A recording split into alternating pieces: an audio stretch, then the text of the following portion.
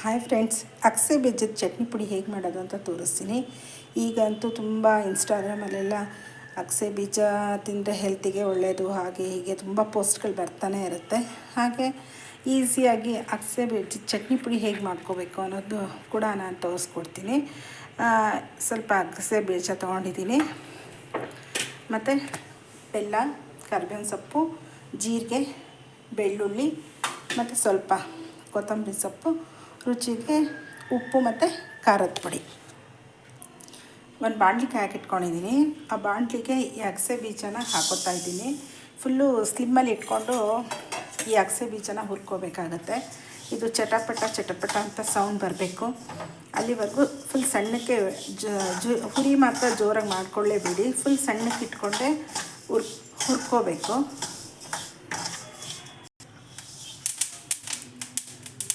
ನೋಡಿ, ಈ ಥರ ಸೌಂಡ್ ಬರಬೇಕು, ಚಟಪಟ ಚಟಪಟ ಅಂತ.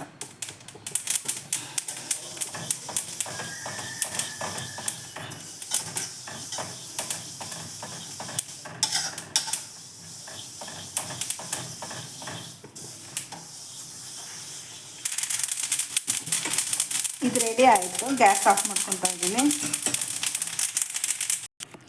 ಇದು ಸ್ವಲ್ಪ ಆರಬೇಕು.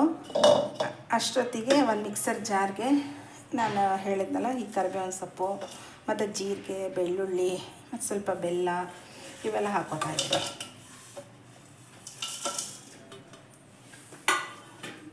ಹಾಗೆ ಕೊತ್ತಂಬರಿ ಸೊಪ್ಪು ಮತ್ತು ರುಚಿಗೆ ನಮಗೆ ಎಷ್ಟು ಉಪ್ಪು ಬೇಕು ಅನಿಸುತ್ತೋ ಅಷ್ಟು ಉಪ್ಪು ಮತ್ತು ಖಾರದ ಪುಡಿ. ನಾನು ಖಾರದ ಪುಡಿ ಕುಟ್ಟಿ ಪುಡಿ ಮಾಡಿಸಿ ಇಟ್ಕೊಂಡಿರೋದ್ರಿಂದ ನಾನು ಖಾರದ ಪುಡಿ ಮಿಕ್ಸ್ ಮಾಡ್ಕೊತಾ ಇದ್ದೀನಿ. ಖಾರದ ಪುಡಿ ಇಲ್ಲ ಅಂತ ಹೇಳಿದವರು ಒಣಮೆಣ್ಸಿನ್ಕಾಯಿ, ಬ್ಯಾಡಗಿ ಮೆಣಸಿನ್ಕಾಯಿ ಹುರಿದು ಅದು ಮಿಕ್ಸ್ ಮಾಡ್ಕೋಬೋದು. ಖಾರಕ್ಕೆ ಎಷ್ಟು ಬೇಕೋ ಅಷ್ಟು. ನಾನು ಸ್ವಲ್ಪ ಖಾರ ಜಾಸ್ತಿನೇ ಹಾಕೋತಾ ಇದ್ದೀನಿ.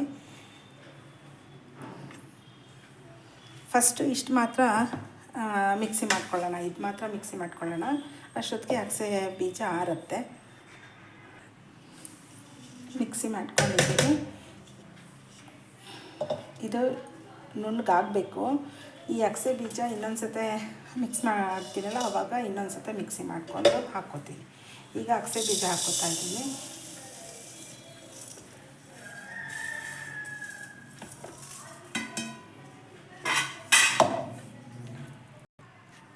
ಅಗಸೆ ಬೀಜ ಕೂಡ ಮಿಕ್ಸಿ ಮಾಡ್ಕೊಂಡಿದ್ದೀನಿ. ಇವೆರಡು ಸೇರಿಸಿ ಮತ್ತೆ ಒಂದು ಸತೆ ಸ್ವಲ್ಪ ಅದು ಬಿಸಿ ಇರುತ್ತೆ, ಮಿಕ್ಸಿ ಮಾಡ್ಕೊಂಡಿರ್ತೀವಲ್ಲ, ಎರಡು ಸೇರಿಸಿ ಮತ್ತೆ ಒಂದು ಸತೆ ನುಣ್ಣಗೆ ಮಿಕ್ಸಿ ಮಾಡ್ಕೋಬೇಕು. ಯಾವುದೇ ರೀತಿ ನೀರು ಹಾಕ್ಕೊಳಕ್ಕೆ ಹೋಗಬೇಡಿ. ಜಾರಲ್ಲಿ ನೀರಿನ ಅಂಶ ಇತ್ತು ಅಂತಂದರೆ ಕೂಡ ನೀರೆಲ್ಲ ಒರೆಸ್ಬಿಟ್ಟು ನೀಟಾಗಿ ಮಿಕ್ಸಿ ಮಾಡ್ಕೊಳ್ಳಿ. ಇದು ಸುಮಾರು ನಮಗೆ 15-20 ದಿವಸ, ಒಂದು ತಿಂಗಳವರೆಗೂ ಇಟ್ಟರು ಏನೂ ಆಗೋಲ್ಲ. ಎಲ್ಲ ಥರ ಬಿಳಿ ಅನ್ನ, ಬೇಳೆ ಸಾರು, ಮೊಸರು ಅನ್ನ, ಚಪಾತಿ, ರೊಟ್ಟಿ, ಉಪ್ಪಿಟ್ಟಿಗೆ, ಚಿತ್ರಾನ್ನಕ್ಕೆ ಎಲ್ಲದಕ್ಕೂ ತುಂಬ ಚೆನ್ನಾಗಿರುತ್ತೆ ಈ ಅಗಸೆ ಬೀಜದ ಚಟ್ನಿ. ಈಗ ನುಣ್ಣಗೆ ಮಿಕ್ಸಿ ಮಾಡ್ಕೊತೀನಿ ಇನ್ನೊಂದು ಸತೆ.